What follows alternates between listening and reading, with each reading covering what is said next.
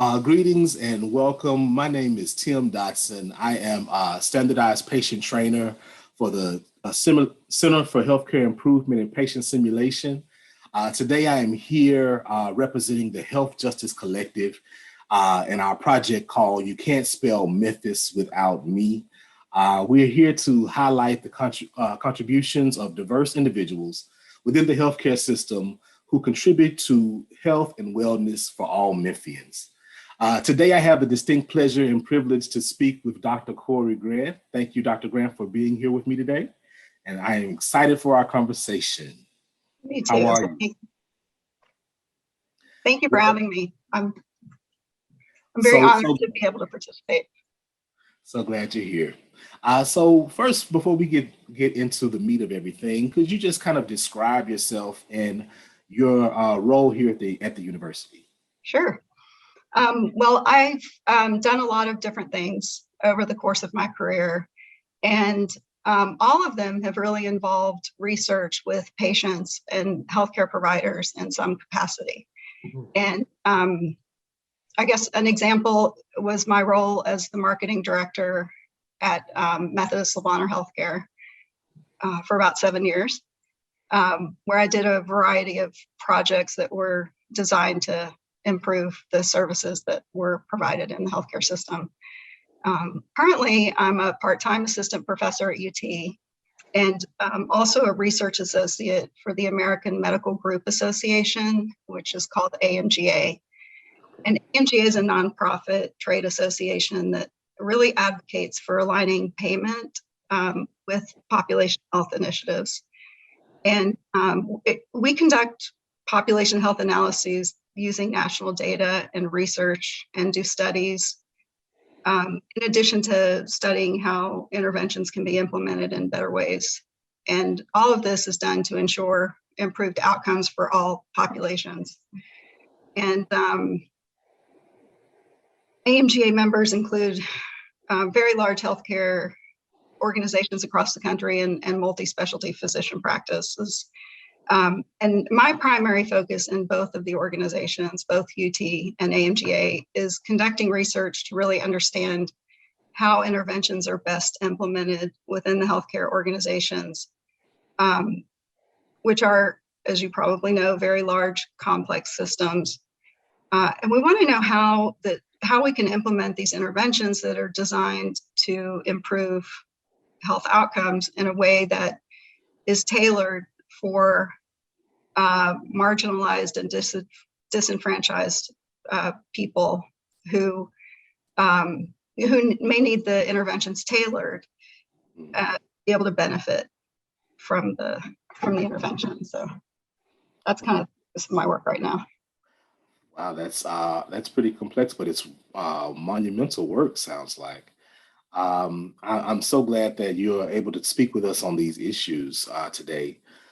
So in your opinion, what are some of the most pressing health-related issues facing the community that you serve? So I think there are a number of them, but the one that probably rises to the top of my list is chronic disease, and especially people with multiple chronic conditions. And I think we need to broaden our thinking about what constitutes public health. And it should include the work in the communities, in addition to some other things. But we need to increase the importance of meeting the social needs in our communities, in addition to improving access to high quality care and increasing access to decent housing and jobs and parks and food, all the social support services. And really develop strategies that encourage providers to address these social determinants of health and also engender trust in the healthcare system. And I think these can include things like economic incentives, the development of effective community coalitions, media campaigns that utilize influencers and other trusted sources, are all things that I think are essential for achieving widespread change in the way that public health is practiced.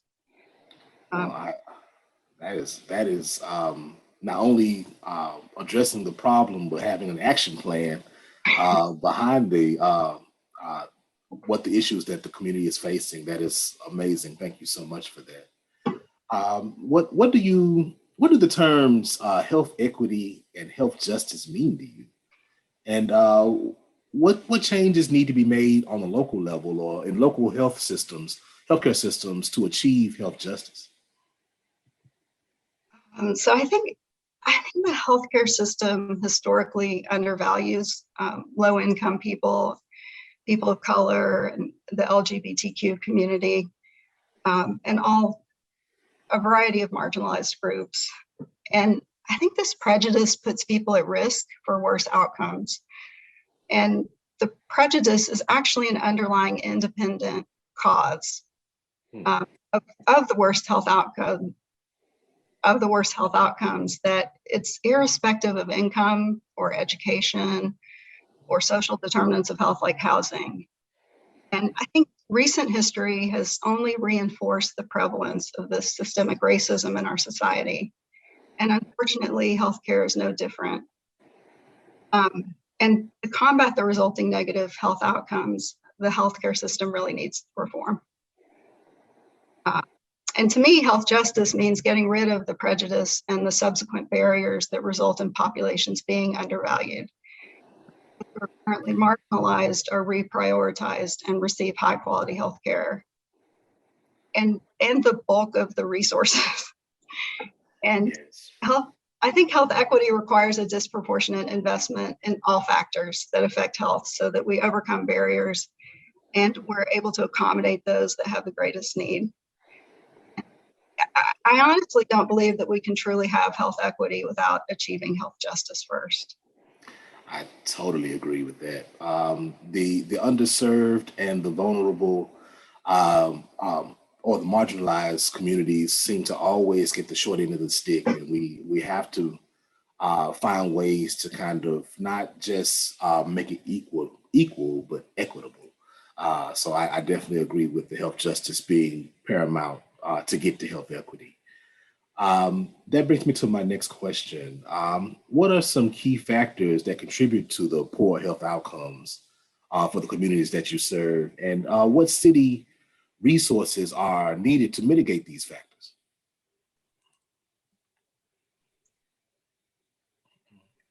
So I think a key factor is the lack of cultural understanding between providers and patients, which is a barrier to many things. But one thing is to providing education that really promotes healthy behaviors in an engaging and meaningful way. I think we have a need for peers who are culturally aware and trained and able to educate people in our community on how to stay healthy. And in my experience, this increases patient engagement and results in better outcomes. And an example from my work is a program called Diabetes Self-Management Education, and this education teaches people with diabetes how to self-manage their disease. And in a previous position with a company called QSource, we had a contract with the Centers for Medicare and Medicaid to facilitate this DSME training. And our staff trained peers to teach the classes. And one of our most engaging and effective trainers was an administrative assistant who really had no prior education or experience in healthcare. But she had a strong connection to others like her in the Black community, and she trained members of her church in droves. And the people she trained really stayed engaged. After the training, they formed walking groups and support groups that really persisted for a long time. And they celebrated every pound lost by members of their group. And there were a lot of pounds lost. I mean, when you think about transforming the health of populations, I think this is really a great example it's going to make a big difference in that community. Having people from the community contribute to their own success of their outcomes is really key. I think just that buy-in or support that they receive from healthcare providers, I think that also helps. We both know that racism and the provider's implicit biases contribute to the reduced health and wellness, especially among vulnerable and marginalized patient populations. How do you, in your opinion, your professional opinion, how do you see racial, ethnic, gender, sexual orientation, class, and other biases specifically impact your patient or client? So I think implicit bias and prejudice in the healthcare system can result in disparities in care, or it does result in disparities in care, or it can result in the avoidance of healthcare altogether for some who are really so uncomfortable with the healthcare system that they avoid it if at all possible. And an example of this is a project I did with people who have sickle cell disease, and this was in the Memphis community. And they told us that they experience implicit bias. You know, they aren't listened to. They've had this disease their entire life, and they know their bodies. And when they go to the emergency department, the providers just don't really listen to them. They think they're there for reasons other than what they're actually there for. And they really need this pain medication to control their pain. And they really feel like they receive judgments based on their racial identities rather than their individual experience and circumstances. And they actually told us, and it was pretty pervasive among the group, that they do everything possible to manage the pain at home, to avoid having to go to the emergency department. And then they put themselves through more pain to do whatever they can to appear more presentable in an attempt to combat the inevitable implicit bias that they encounter when they get there, just so they don't have to face it. And, I think, well, when the healthcare providers we were working with heard this, that these people are actually doing everything they can to avoid going to the emergency department, it puts a different perspective for them on, thinking that people are there for pain medication. And we see through the AMGA data, the reason I mentioned the work we do on a national scale with the data is that, it's likely that implicit bias and prejudice also contribute to lower screening rates, to a lack of a diagnosis and treatment for chronic disease among marginalized populations. And this really reduces quality of life and results in earlier death. And some examples that we see are, lower screening rates and treatment for colorectal cancer, diabetes. We see disparities in screening and care for patients with diabetes, and also chronic kidney disease. You spoke about your work about sickle cell. My wife actually has the sickle cell trait, and was one of the reasons that we started a benefit for sickle cell. And some of the stories that we would receive about people not being heard or being treated as drug addicts or things of that nature, it was real. It comes from the people that are going through this every day, and definitely so glad to have people like yourself that are there, that are championing this particular cause, because it is one that is close to my heart as well. Yeah. Rates of cut that part out. I can't remember if it's trait or disease, but it touches many people in the Memphis community. And I mean, it's so important to have that education when you're a provider, I think. Yeah. This is a real chronic disease. And if patients aren't taken seriously and treated in a timely fashion, when they go to the emergency department, they could actually be an organ failure, and they could have really bad outcomes. It's not just pain. It could be a sign of a much more serious condition. So. Yes, which brings me to something that I guess brings it out a little bit less personal and more out whole. Why is it important for healthcare providers to learn about racism and gender bias, in your opinion? And what do you think is important for all medical professionals to study medical inequities? So I think it's important for providers to be aware of the history of racism and gender bias because of the mistrust in the healthcare system is taking place among marginalized patient populations. And to really understand that this history creates a very real barrier for patients that prevents them from seeking care, which is the case in the sickle cell disease population. And also, I think we've seen an example of this with COVID. Absolutely.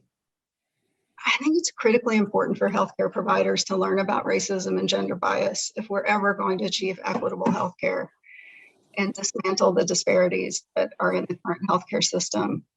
And a pragmatic way for providers to see the inequities actually among their own patients is to look at outcomes for their patients stratified by factors like zip code or race or gender or housing insecurity.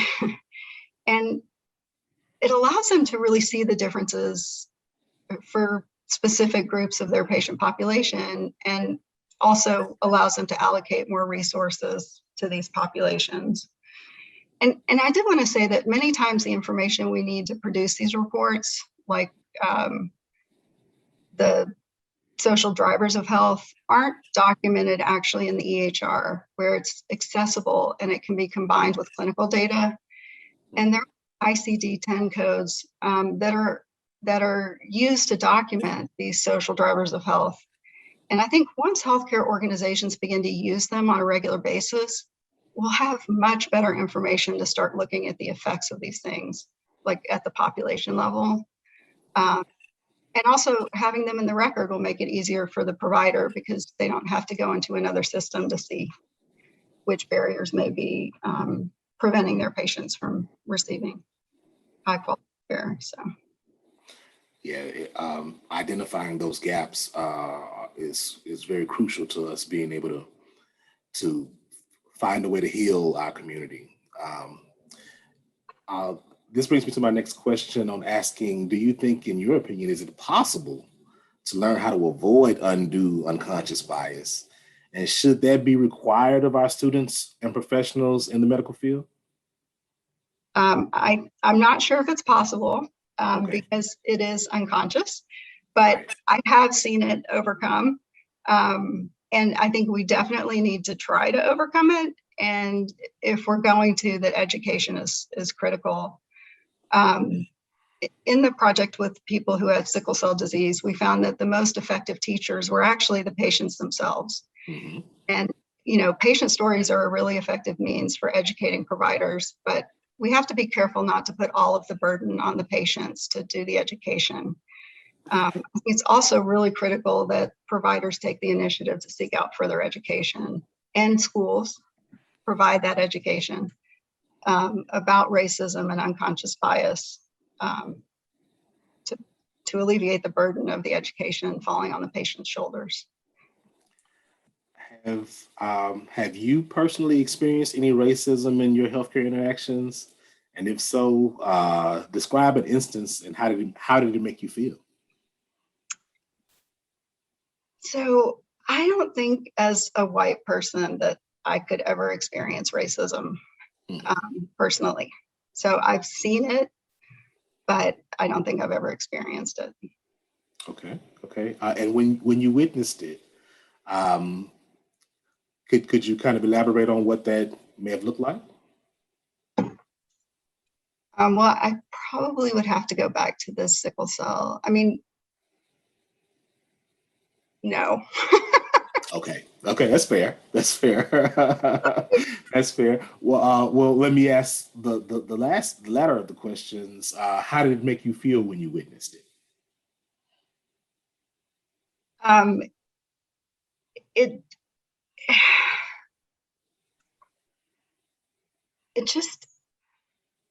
it's really not fair. I mean,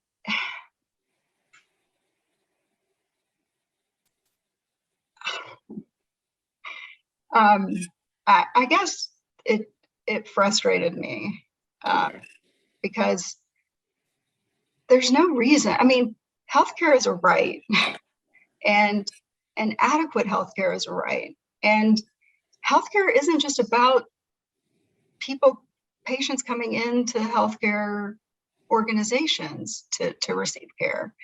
It should be about going into the community, providing care to patients when they need it, where they need it, in a way that's culturally aware and holistic. And I think the system that we have right now is just not conducive to ensuring that everybody really receives high quality care, and that's very frustrating. And I you see agree. it in the data. So I will say that one way, and I may try to take an opportunity to talk about an organization that I became aware of recently, but I think realigning the payment structure and moving from a fee-for-service structure where healthcare providers get paid based on the number of patients they see to risk-based contracts that require achieving good outcomes in the health of your patient populations. And that means doing anything and everything that is necessary, I think could make a big difference in our healthcare system. And getting the marginalized populations, the disenfranchised, the additional services that they need where they need them. This is why I was excited about our conversation. More action plans. I enjoy that. Is it reverse racism to purposefully prioritize improving outcomes for racial minorities? I think we have. What were you saying? I guess that was kind of already answered when you said your last question, but if you could elaborate a little bit more. Sure. I mean, I don't really believe in reverse racism. I think racism is a structural hierarchy in which a group of people, oppressors, benefit from the oppression of another group. And so reverse racism isn't really a thing. Right. Prejudices and biases are not the same thing as racism, because there is a systematic structure within racism that will always benefit those who occupy the dominant position, and disadvantage the group that's oppressed. So, I mean, going back to healthcare justice and equity, not only is it not reverse racism to prioritize improving outcomes for racial minorities, but it's critical if we're really going to be able to achieve the goal of health equity within the healthcare system and in our community. Yeah. Yes, absolutely. Absolutely. Thank you for that. This is a question that I kind of just want to, from my own curiosity, from your opinion, from where you stand or your profession, is there a legitimate reason for healthcare providers to ever discriminate against a minority group because of the provider's personal views, such as religion? No. Hard no. No. Yeah, I think if you're in a profession where you take an oath not to do harm, you really need to check your personal views at the door. And the oath isn't do no harm to people who share your personal views and values. And if you can't see past that to do what's really necessary to provide high quality healthcare to everyone, I think you need to pick another profession, because you're really putting people's lives at risk. Right. And unfortunately, going against the oath. What'd you say? Sorry. So you're going against the oath. Yes. Right. And unfortunately, I mean, there are circumstances in which healthcare providers can't really do much to counteract discriminatory practices when they're legislated. That that literally prevents equitable healthcare from being delivered. And for example, I think every day we're waking up to new legislation that's putting our LGBTQ youth at risk. And I just, in addition to being bad and unjust, I think it's putting our healthcare providers in a situation that is tying their hands. Yeah, absolutely. Do you have any suggested resources for healthcare providers who would like to address their implicit bias or learn about reaching health equity? Yes, I do. Oh, So, fantastic. City Block is an organization of primary care practices, and they're in several states, including DC and Connecticut and New York and Massachusetts and North Carolina. And they have developed a primary care model for the highest risk patients that really prioritizes the needs of their patients first. And in addition to providing behavioral health services, they match patients with a community health partner who can help coordinate things like transportation and address other needs. And they also do sort of what I was mentioning, where they meet their patients where they are, whether that's at their home or in their community or virtually. And they really have someone available 24/7 that the patient can connect with if they need to talk to someone or they have an issue that they need help solving. And what's really notable about this group is that they figured out a way to offer all of these services under risk-based contracts with the health insurers and make it work financially while improving the quality of care that they deliver and the outcomes for their patients. And so I would suggest that anyone who's interested in learning more about how they're able to do this, take a look at their website. And then also, I think they're available to consult with physicians or primary care practices if they want to know more about how they've done this.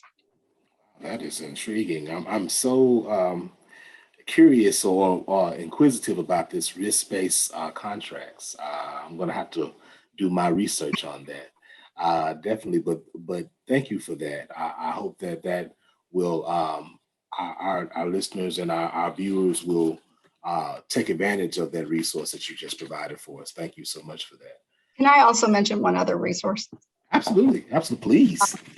Okay, so I wanted to mention Out Memphis, and this is the local organization that supports the LGBTQ community. And they have a resource guide that they use to make referrals to local providers who are LGBTQ affirming. And I would love to encourage any provider who is, LGBTQ affirming to reach out to them and add your name to their resource guide. I think Absolutely. It gets used a lot. Yes, that is definitely needed in our community. Too many people go without health care for no good reason at all. So definitely want Out Memphis and City Block. We will definitely keep our people informed. Thank you for that. Now, why are you and the folks that do your kind of work essential for the healthcare of all of our Memphians? In other words, why can we not speak about Memphis without you? Well, I think that through the study of implementation science, that researchers like myself and others who are really trying to understand how these complex healthcare systems and the interventions that are designed to improve care can be adapted to ensure that everyone in Memphis really, the barriers are broken and everyone is really able to receive high quality healthcare. And also work upstream to keep people healthy instead of treating them when they're sick. And most of my work over the past several years has really been on a national scale, but I'm starting to do more in the Memphis community, which I'm really excited about. And under the leadership of Jim Bailey at UT, we recently received a 5-year grant to develop the Tennessee Heart Health Network Consortium, or Health Consortium. And through that work, we'll be studying interventions for primary care that improve the quality of care and outcomes for people with cardiovascular disease, and which we know unfortunately affects many people in Memphis and across Tennessee. And the objective of this work is to really understand how best to help primary care providers implement things, patient-centered interventions like health coaching and motivational text messaging that help people do better at healthy eating, more physical activity, and taking essential medications regularly. And I think through this work, we will better understand the cultural nuances and the unique barriers for marginalized patients to really engage and participate in these types of interventions, so that we can tailor them or adapt them where needed to be more engaging. And I'm really hopeful that, if we're successful, that it might really be a substantial step in ensuring more equitable health outcomes for all Memphians. So. Well, it definitely speaks true that we cannot spell Memphis without you. And we really do appreciate the work that you're doing and the work that you continue to do to help our fellow Memphians, our fellow nation, to get to a place of health equity. Your time has been, hopefully, my time with you has been spent very well. I am very glad that we got an opportunity to do this. I don't want to hold you a long time. I will say that I will be checking out City Block, and I will definitely be checking out Memphis. And I would encourage you to help us spread the word about Health Justice Collective and the work that we're attempting on the UT campus. We hope to garner more fighters in the fight for equity, such as yourself, to kind of help us continue the torch to burn. So Well, thank you. I really appreciate the opportunity, and I have to say I wear my mask everywhere, and I've already gotten several inquiries. Well, we have gotten a few more masks ordered, so we will hopefully be able to do that again. I'm looking forward to some events during the summer, but I just want to thank you for the interview. Thank you for taking the time. I know that you are a busy person, and you taking the time really meant a lot. Well, it was my pleasure. Thank you for letting me participate.